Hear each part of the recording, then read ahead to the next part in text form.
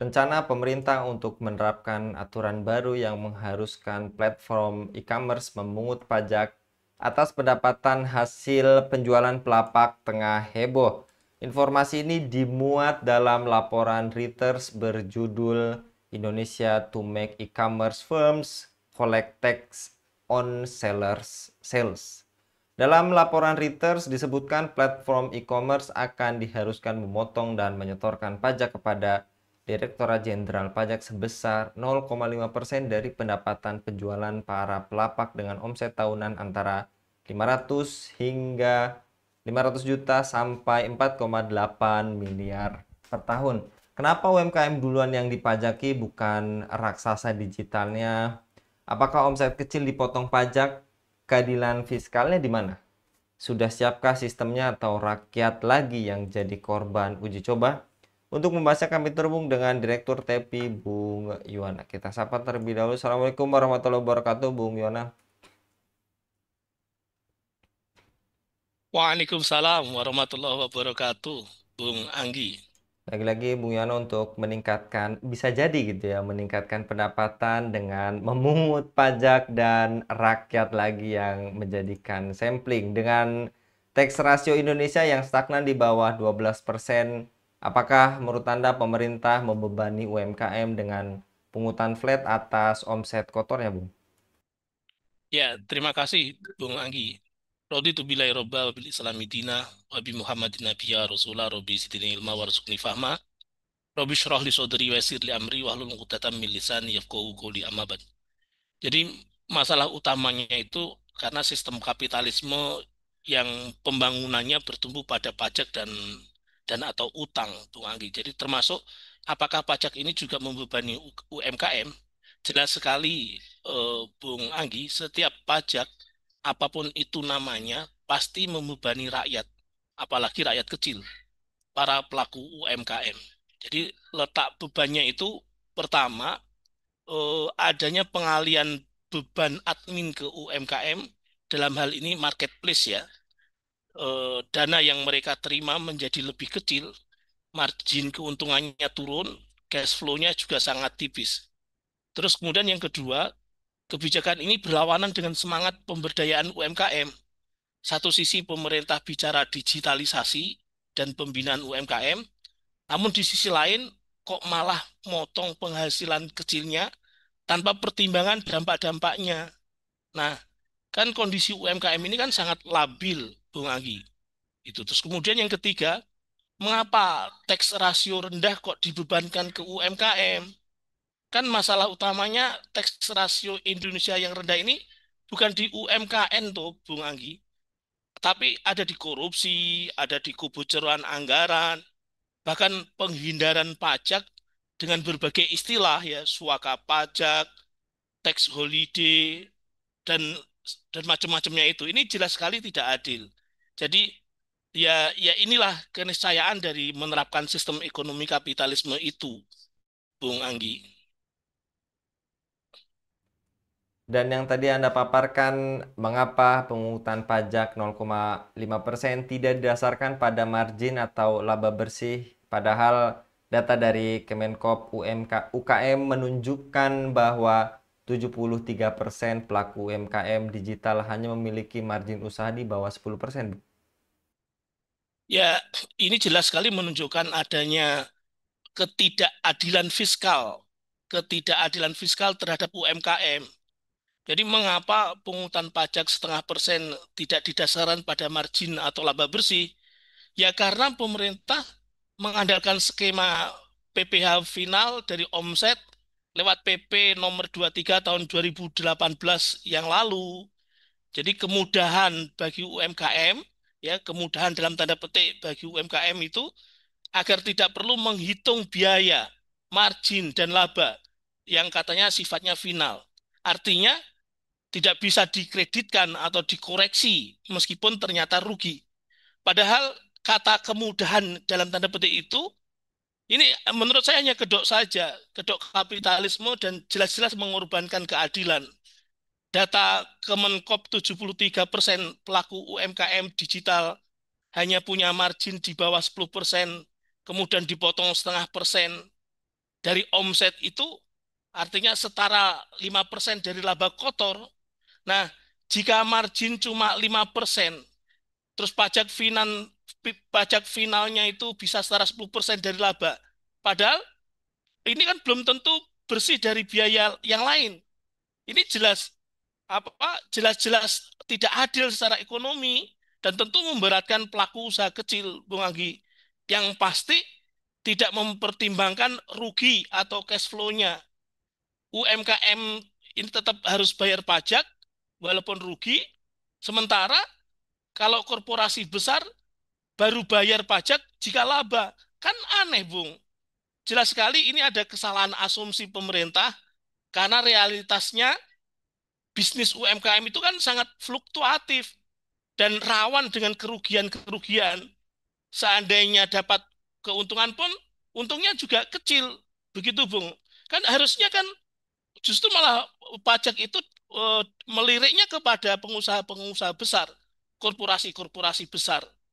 Gitu, Bung Anggi. Apakah ini artinya bahwa ada perlakuan berbeda dari pemerintah dalam hal pajak terhadap rakyat kecil? Pemerintah berlaku tegas dan keras, dikejar pajak, dituntut hingga membayar kalau menunggak.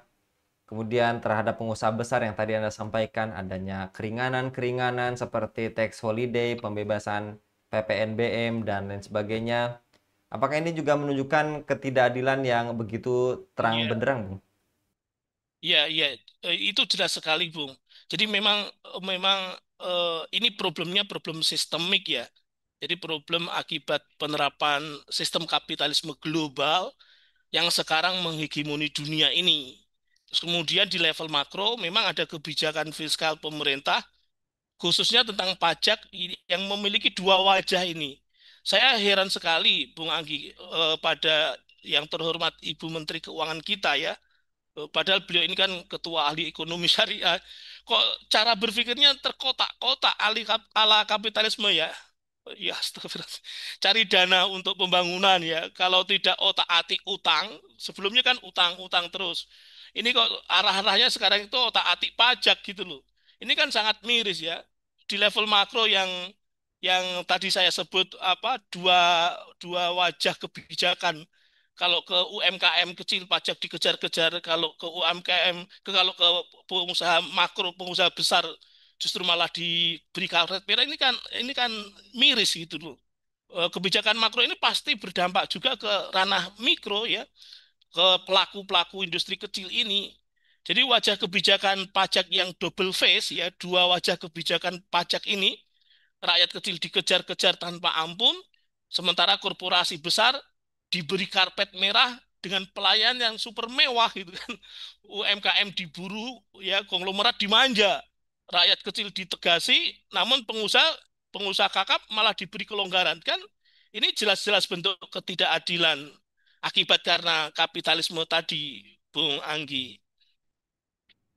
Yang tadi Anda paparkan juga nampaknya kalau mengutip mantan Menteri Saididu, utang kita akan tembus 10.000 triliun rupiah ini, Bung. Subhanallah. Selama ini rakyat juga tadi sedikit Anda paparkan, bahkan beberapa diskusi kita sebelumnya kondisinya semakin berat, lapangan pekerjaan sulit, maraknya PHK, upah rendah, harga-harga yang membumbung tinggi, biaya layanan publik seperti Iya, kesehatan, pendidikan juga tak kalah mahal gitu ya, Bung. Apalagi tercatat ada tarif-tarif pajak yang juga semakin tinggi, ada PPN, PPH, PPNBM, bea materai, dan pajak daerah gitu ya, Bung. Akibatnya beban hidup rakyat pun tak terelakkan semakin berat. Apalagi juga dalam diskusi kita sebelumnya, angka masyarakat miskin pun naik gitu ya, Bung.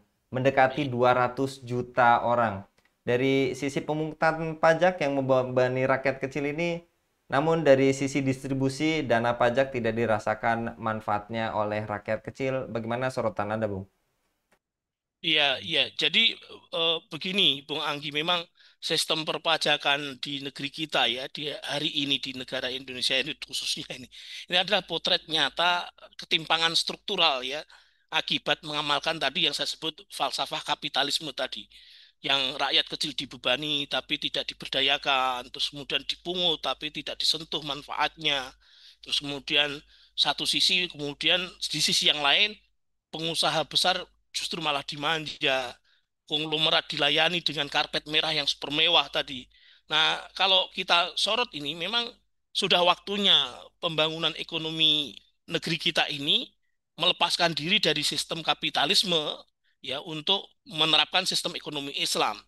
Jadi tidak bisa berharap kepada kapitalisme yang pasti akan membuat kesengsaraan demi kesengsaraan, akibat kesenjangan atau ketidakadilan yang itu niscaya kalau pakai kapitalisme pasti akan dari kelas the have dan kelas kelas the poor itu pasti. Nah, seharusnya untuk mengantisipasi itu agar tidak terlalu jauh kesenjangan itu harus menggunakan sistem ekonomi Islam. Sistem ekonomi Islam menggunakan syariah Islam yang kafah dengan pembangunan model sistem ekonomi Islam yang kafah sesuai dengan syariat Islam, itu pembangunan tidak berangkat dari pajak dan utang, tidak dibiayai dari pajak dan utang, tapi diganti biaya pembangunan itu dari kepemilikan kepemilikan negara, kemudian dari pengelolaan kepemilikan umum yang tentu amanah, dari tambang, dari nikel, batu bara dan lain sebagainya. Sehingga negeri ini, negeri yang kita cintai ini itu bisa benar-benar menjadi negara yang baldatun thayyibatun warabun wafur. Begitu Bung Anggi. Wallahu alam bisawab. Jadi kalau Bung Yono untuk penyemangatnya pada kabar petang kali ini, semoga lagi-lagi ini membuktikan bahwa sistem kapitalisme ini tidak bisa menjadi sandaran bagi keadilan, apalagi sumber daya kita yang begitu luar biasa berlimpah. Dan juga sorotan pada beberapa akhir pekan ini ya Bung, perihal uranium yang ada di Kalimantan potensinya pun tidak kalah mencengangkan dan potensi lainnya tidak kalah juga super luar biasa bombastis untuk kesejahteraan rakyat di negeri ini. Jasa kalau sekali lagi Bung Yono untuk pemaparannya pada kabar petang kali ini. Demikian pemirsa Elava News, dukung dengan subscribe, share, dan like. Semoga menjadi kebaikan bagi kita semua di dunia dan di akhirat. Saya Anggi Suara diundur diri. Assalamualaikum warahmatullahi wabarakatuh.